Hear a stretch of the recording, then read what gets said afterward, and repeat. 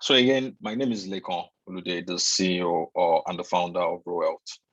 Um, like I said earlier, roHealth is a company that offers employers and their employees the ability to purchase health plans from different HMOs within their budget. Today's topic is really on speaking about how you can overcome challenges you face in your business. Um, and if I define, challenges, I'd ask myself, what are challenges? I mean, that's the essence why we set up businesses. Um, you know, Challenges come every day.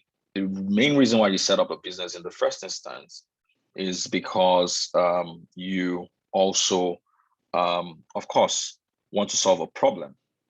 And that's why, roHealth is also here, and that's why you're also here. And I believe that, as you run your business in one form or the other, you are going through, different challenges every new day, and then you're looking for ways to solve them.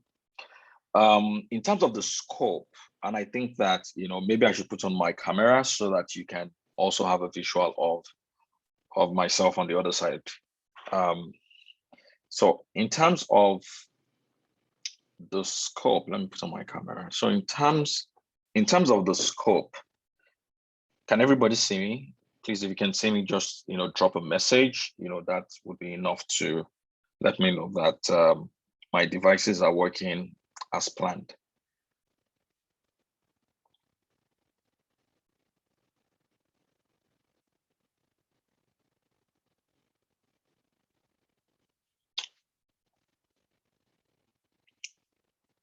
Can everyone see me? Awesome. Thank you very much, Prince Osama. Okay, so in terms of scope, we're going to be talking about how to think through solving challenges in businesses, how to think through challenges as your business scale, how to think through challenges as you move from 0 to 1, from 1 to 10, and from 10 to 100, or 10 to infinity when it comes to a business. Like I mentioned earlier, if I use Jobberman, for example, as an example, when Jobberman started, it was an unknown brand. Then we started by launching the website, which is 0 to 1. And then we tried to get companies and get people, which is now 1 to 10. And then it became a national brand, which is like 10 to infinity. And then also we started buying other job boards across Africa. So that is the scope, of this talk. If you have questions, please feel free to drop the questions immediately on the chat, because I know we have just roughly about 38 minutes more. And what that means is that I want to, as much as possible, begin to, answer people's questions. And if there's a need to kind of take it on after this session, I'm also happy to, to do that. Um, so that's how we're going to run today.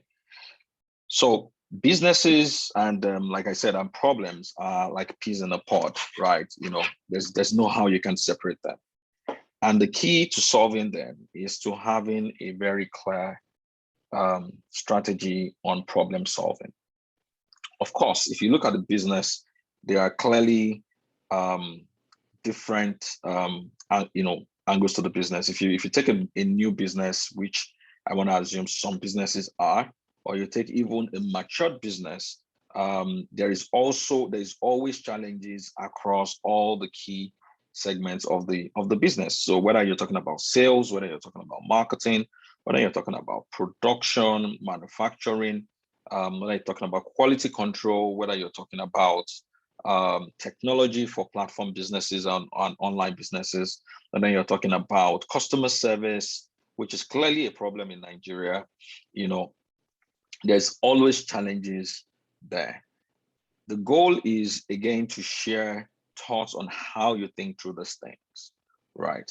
The first thing I'm going to say in solving challenges, business challenges, is number one, to define the problem very well. It is important that you define the problem very well. Now, What do I mean by that? For example, if you say that I have a challenge of making 1 million naira per month. That problem is different from saying I have a challenge of making 1 million naira. Recall that I did not have the per month. So in defining your challenge, it is very, very important in clearly articulating what that problem is, because the way you would solve a 1 million naira per month is different from the way you would solve a 1 million naira. Let me give you an example. If it's a 1 million naira per month, all I need to do is to call Prince Osama or call Caprice Food and say, Caprice Food, I beg you in the name of God, God bless your family, God bless everybody in your family, and please just give me 1 million naira. God would give you 1 billion naira. And then, one of you might just say, you know what, Oga, you talk too much, take 1 million naira. And I've solved that problem. However, if my problem is 1 million naira per month, then that's a different ball game, right? Because even though I've called Caprice Food to ask for 1 million naira, the question is this: how then do I have the next million naira the next month? So the decisions that I take, the thought process that I go through in solving a one-time problem is different from what I would go through in solving a recurring problem. Now, the beauty about this, right, is that, in life, we've had so many,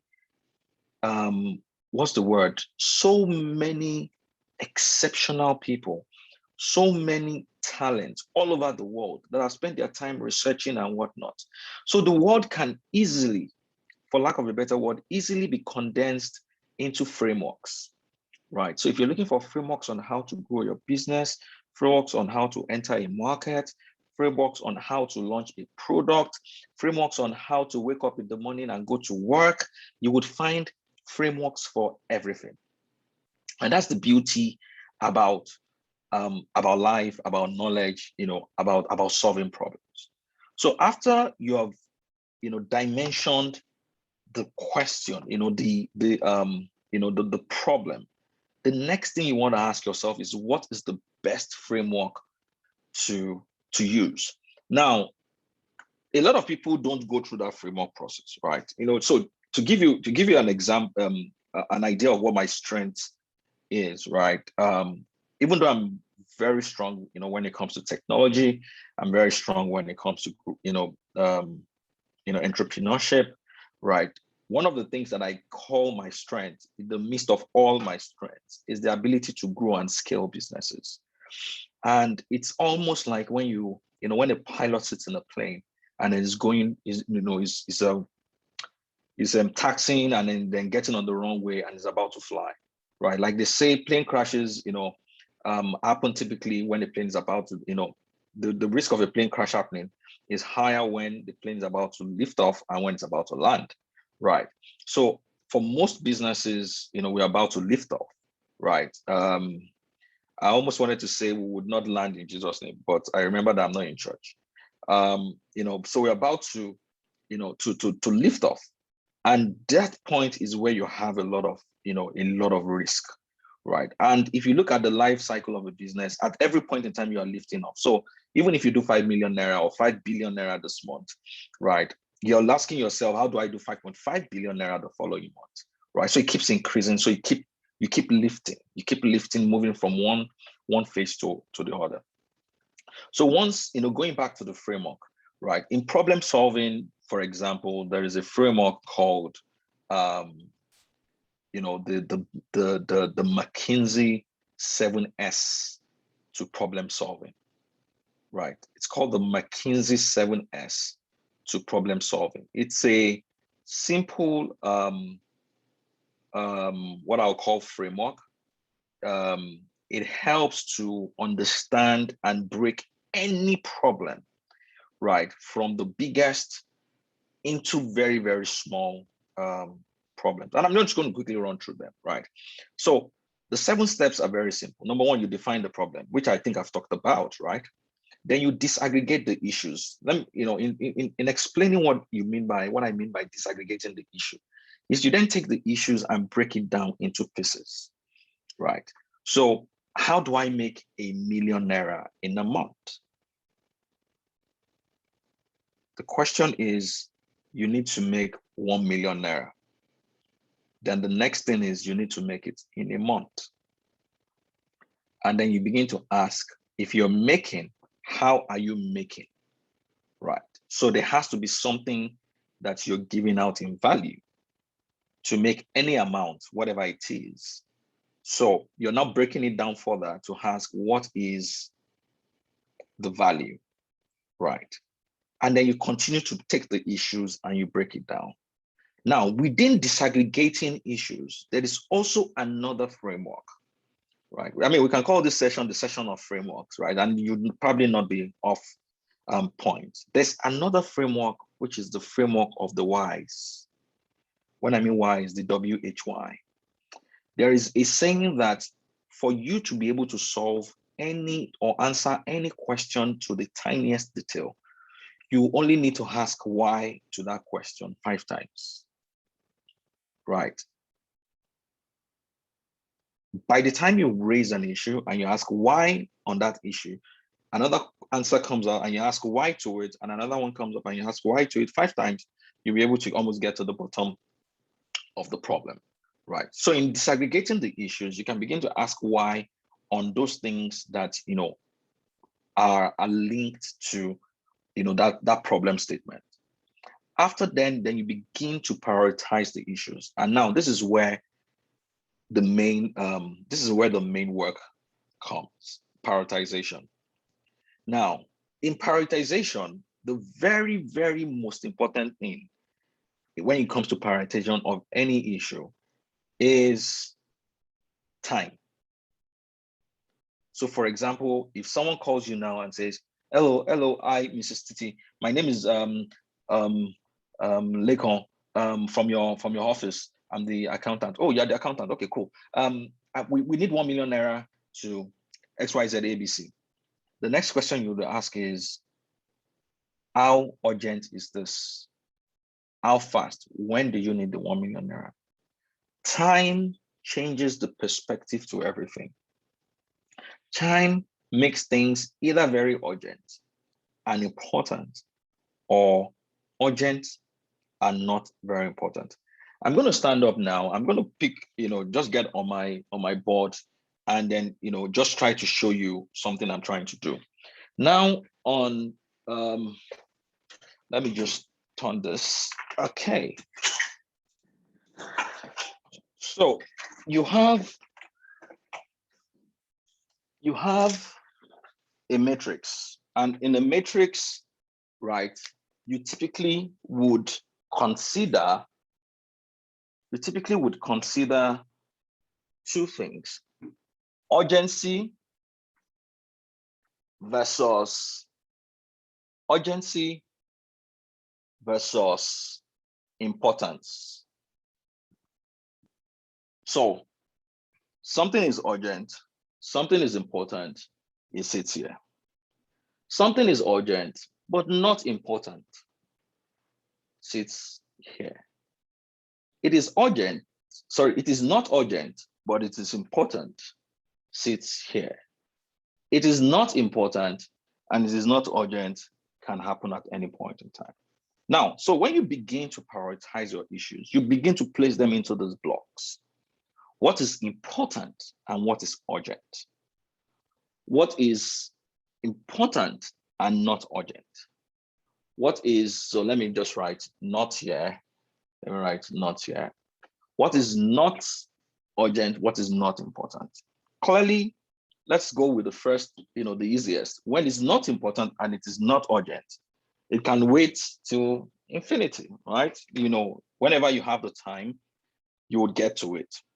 Think about it again. You want to make ₦1,000,000 in 1 month, right? Why? Because you want to pay, let me see, maybe because you want to buy a certain shoe, when do you intend to use the shoe? You intend to use the shoe next year. Let's say you want to buy a certain shoe and then so many other things, right? So you want to buy a shoe. Let's say the shoe is 100,000, and you want to buy other things, but everything kind of just sums up to say $1 million, right? But when you break down what sums up to that 1 million, you realize that the shoe kind of sits here, right? So you can afford to say, you know what, I'm going to wait and buy the shoe next year, right? Even though I now want to make $1 million, but let me focus on the things that sum up to the million in bits, because you've broken it down in bits, and then let me go after them one after the other. Now, when you start to think about what next, right? In terms of the three of them, this is typically the order. And there are no hard and fast rules to this, but the urgent and the important typically starts first, right? Then the important and not urgent typically goes next. Then the third is the urgent but not important. Now, some people would probably ask me, why did you put urgent and not important after important and not urgent? I mean, if it's time, it can wait. But the issue is, this more often than not are things that you can trade. 1, you can delegate. 2, you can alternate. 3, you can avoid. 4, you can accept it, right? So, for example, is this something you can tell someone else to do? Is this something you can buy a cheaper version? Is this something that, you can delay? Is this something you can postpone? They typically fall within this bit, right? Yes, it's urgent, but it's not exactly as important for you to do it, or for, the company, to do it within that point in time, right? So you can either play with it and you'll still be fine. A good example is maybe one, for example, you want to apply for, say, a master's, and there's a deadline. At the beginning, it's not exactly important, right? But as it moves towards the time, it becomes more important, and then it becomes urgent. At the beginning, it is important, but it's not urgent. That is why it typically, kind of sit there. So for importance and not urgent, the reason why it's second is because at any point in time, while it might not be exactly important to you, there is going to be a point in time when it's going to be important. So you have to begin to think about it. You have to begin to think about how to solve it. You have to begin to think about, how you would easily solve it as you move towards, importance. So when you've prioritized the issues, then the next thing you want to do is that you want to prune that tree, just like I've explained. The things that are within this phase, you want to take them out, right? The things that are within the not important, not urgent, you want to take them out. After you've done that, you build a work plan and a timetable. Now, some people would say, okay, you know what, you need to keep to the timetable, you need not to keep to the timetable. For me, I believe that you need to have a timetable, but not kill yourself if you don't keep the timetable. No, like, Nigerians will always say, work no dey finish, right? So if you don't keep to the timetable, if you don't meet the timeline, don't kill yourself. However, there are some things that are like trade-offs. So for example, if you don't meet the timeline and you have to pay a fine of, say, 500,000 on the 1 million, then there's a problem, right? So the cost benefit then comes to play, in that space. So, build a work plan, build a timetable, understand, how, not meeting those plans can affect you. And that's step 4. And step 5 is you need to conduct a critical analysis of each of the things you want to do, right? Now, it makes it very easy to do that because now you've broken all those things to a small, tiny bits of tasks, right? So you can then think about it a little bit more, like almost like thinking about just that problem alone. So now I need to buy a shoe, and I need the shoe on Saturday. How do I buy the shoe? Is my friend abroad? Can I use DHL? And you have all those things. You have to begin to think about it in isolation to the others, right? Because you know that once you've done that, you've checked a certain box and you can move on to the next one. And that is how you kind of just run you conduct a critical analysis of each of these, segments. And when you're done, you start to execute, right? You start to execute. Now, if we take it back to the company side, when you start executing, and that's the step 7, in order for you to galvanize everybody in the company or everybody that are your stakeholders, right? So it could be investors, it could be even your customers, right? It could be your staff, it could be everybody. It's important that you actively and powerfully communicate what you are doing, right? It's important that you actively communicate it, because why? You don't want to leave them out in the execution.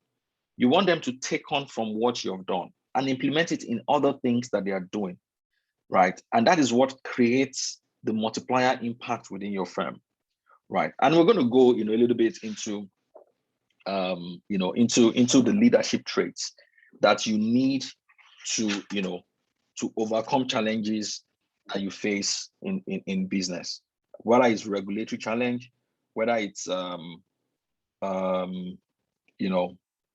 financial challenges, whatever the challenges are, you would realize that I am not, owning down to one, right? Because I need to understand, for me to be able to, speak a little bit more to that, I need to understand the specific challenges that, that people have, right? So you need to, so in talking about the leadership traits that you need, for you to, for you to be, to be able to think through and crack challenges easily. I would speak about just roughly about 7 of them, right? But there are a lot more. One is critical thinking. Critical thinking, you hear a lot of it. You hear, people talk about it, every now and then. But what on the things that, we miss out is that critical thinking can be almost as simple as you critiquing, the problem yourself. So think about it this way. You take your brain, split it into 2, right? You are the judge. There is a lawyer that is arguing for a certain, opinion. There is another one on this other side, right? So there's the left side, there's the right side. And then you are the judge. And then let the 2 of them continue to argue. So one person is saying, okay, so why don't we do this, right? So that's one side of your brain. But the other side of the brain is saying, if I do this, then this would happen. And then you continue to question your decisions. You continue to question the strength of your decision. You look at 5 steps down the line to determine the impact this solution that you're bringing would have. Would it create another problem? Would it solve the problem? Is it a palliative, right? Is it a full-time? Is it a permanent solution, right? So, that critical thinking is almost like just questioning those decisions. And while I'm saying, questioning your decisions, I'm not saying that you're trying to undermine yourself, right? This is a conversation that is happening within you. That should not stop you, because there's a thin line between, when you question yourself and when you execute.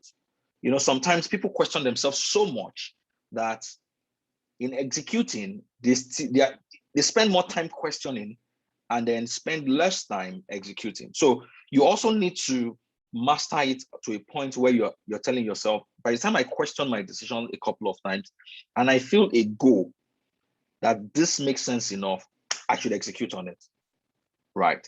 So you can go ahead and immediately begin to execute on the things that, you feel, the both of them, the 2 sides of your head now, have argued and have come to a conclusion. Now, as I was saying earlier, please, if you have questions, please drop them. Even if there are questions that are specific to your business, to your life, to your, to the decisions that you're making, please feel free to drop it there. And I can just quickly talk about them, before we leave.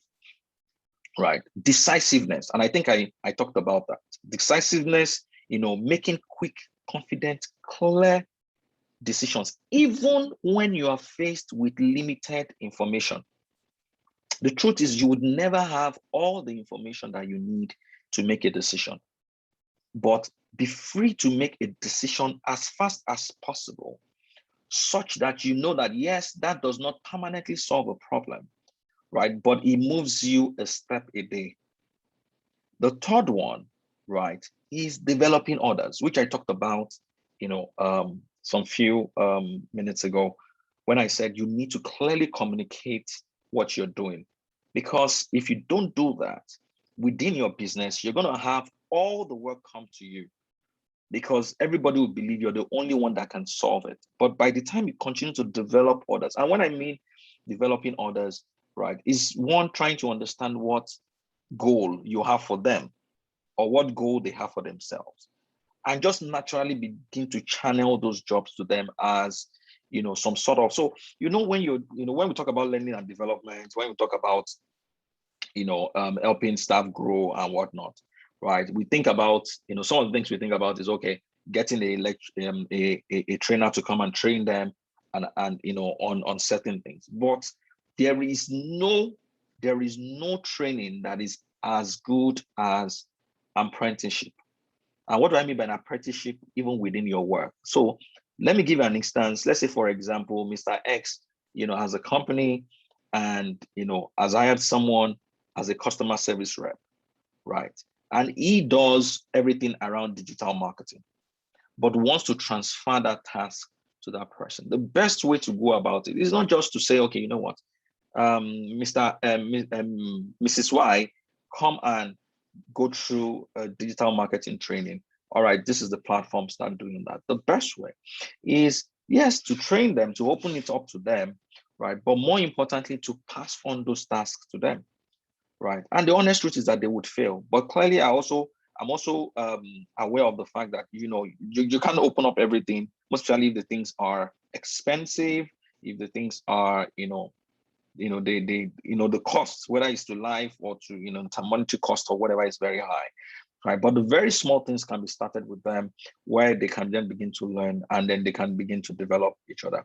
And then the fourth thing is flexibility, right? You want to be flexible enough. Yes, you have made a decision, but be willing to recall that decision, right? There is, I think, for when it comes to, challenges people face in business, one thing you want to kill is your mindset of not losing face. What do I mean by that?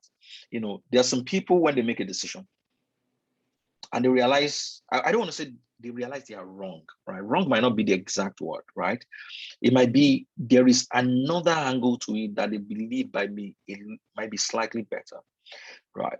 Because that is good, their own idea is good, or maybe what they're executing at that point in time, which might not necessarily also be the idea, right, is good. But there's another better plan.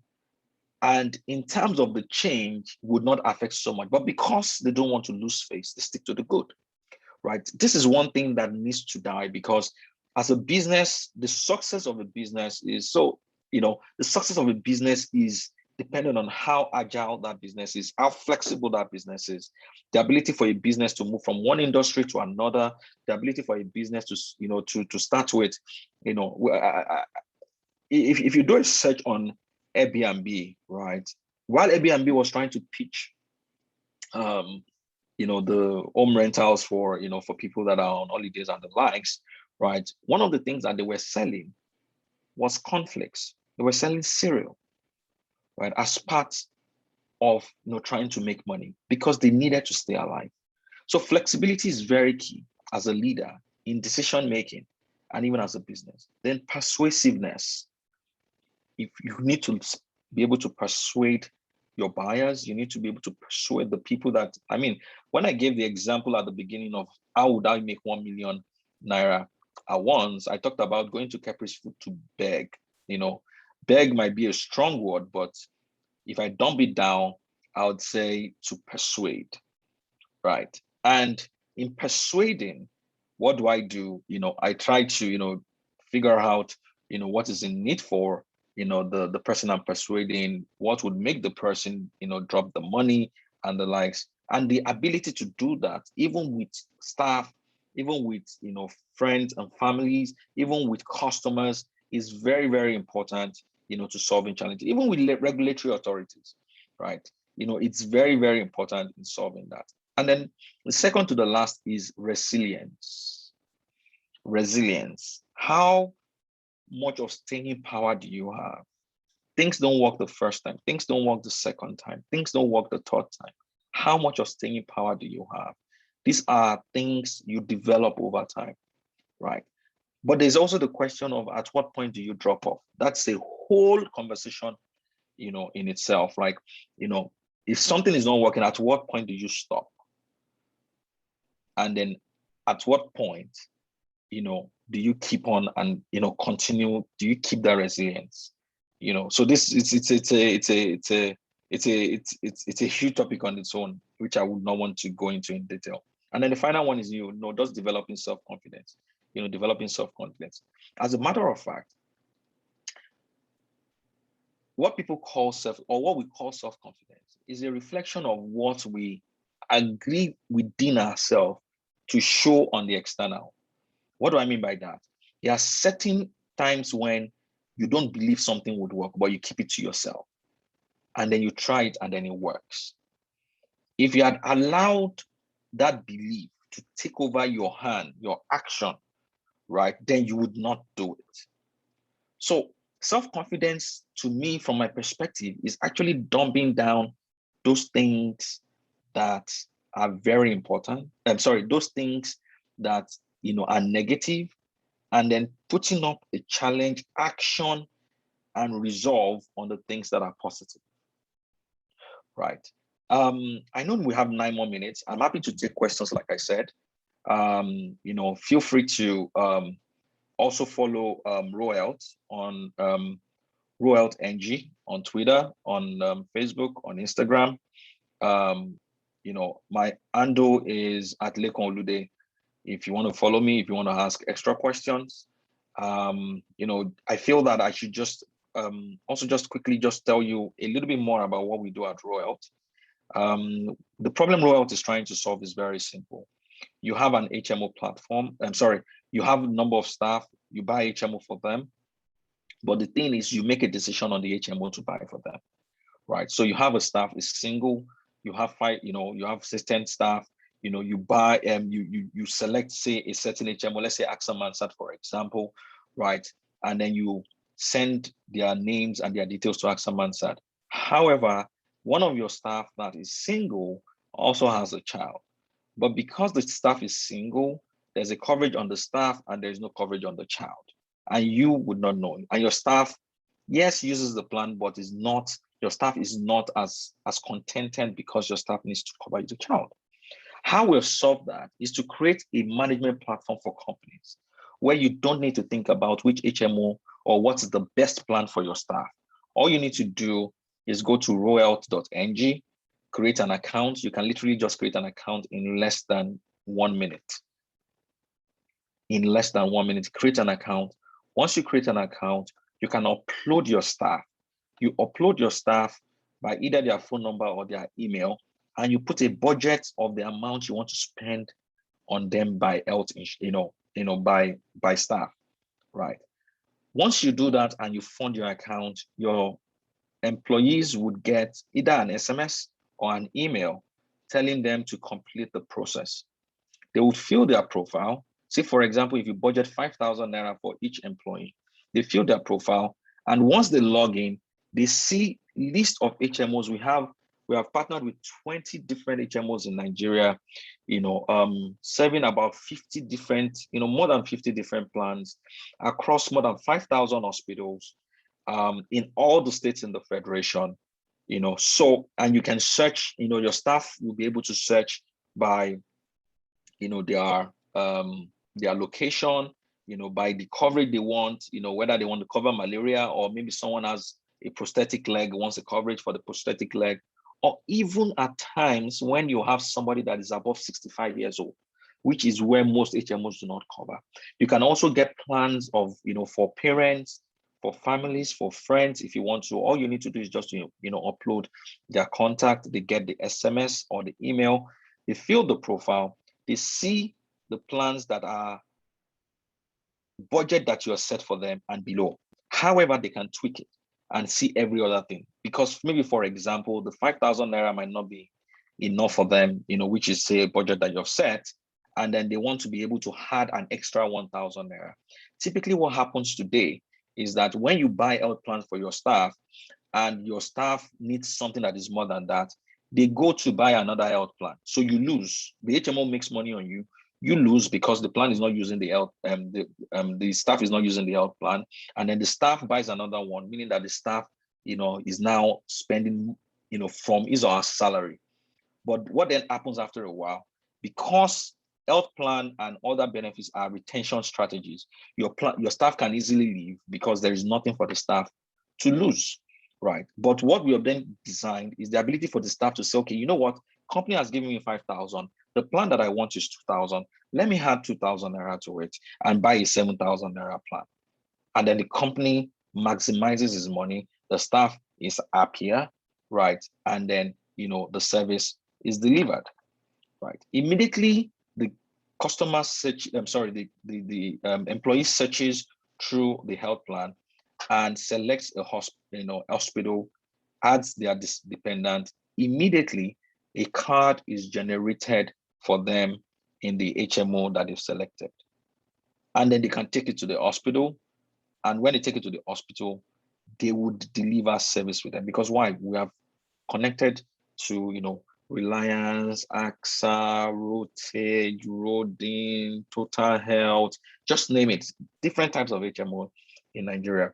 Our goal is to cover HMO services across Africa, almost such that the people that are, if you have, a company in Ghana, you can, from that same platform, buy healthcare for your staff in Ghana.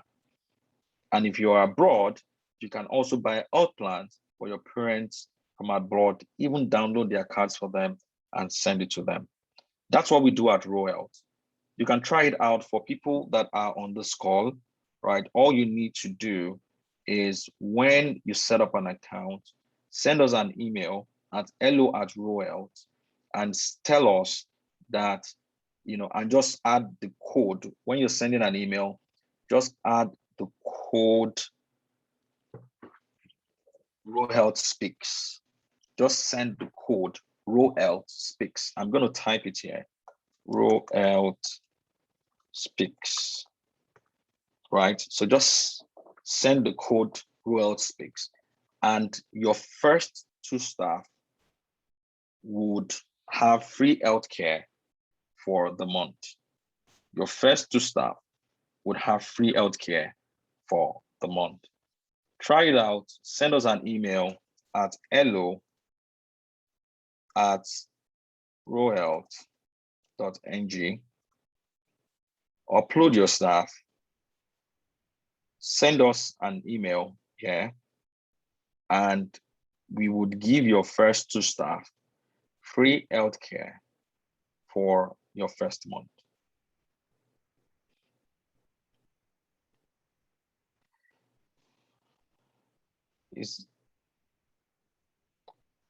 Thank you very much for the question, Caprice Food. roHealth is not an HMO. roHealth has partnered with all the HMOs in Nigeria. We're adding more and more HMOs in Nigeria. So what you would get with the HMO is what you'd get with roHealth. The benefit of working with roHealth is that your staff can pick any HMO that they want instead of you being stuck to one HMO. Number 2 is that you can pay on a monthly basis. Number 3 is that we can secure more benefits from you, from the HMO, because you're part of that network. Number 4 is that you can switch from one HMO to another easily within the year, at any time, without you losing access to healthcare. And number 5, for all the customer service issues that you typically have with HMOs where they say one plan is not covered or the other, you don't have to talk to them. You talk to us, we talk to them. If an HMO is trying to be smart, we'll put them in their place because we have the numbers to get them to listen to us. Unlike when, small companies or, companies that have, say, 2 staff or 5 staff, talk to them. And the minimum number of staff is 2. The minimum number of staff is 2, right? So once you have 2 staff, we're good to go. And the price is not more expensive than what you'd get it directly from the HMO. It's exactly the same price you get it from the HMO.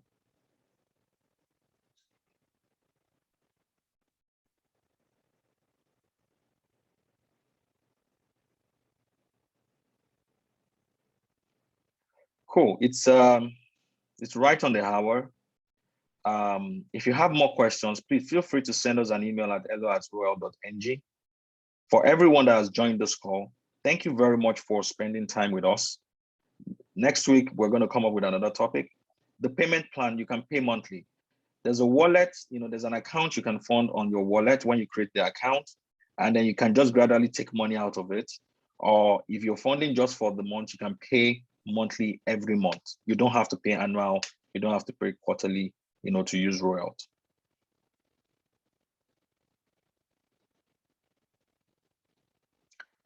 So we need to go.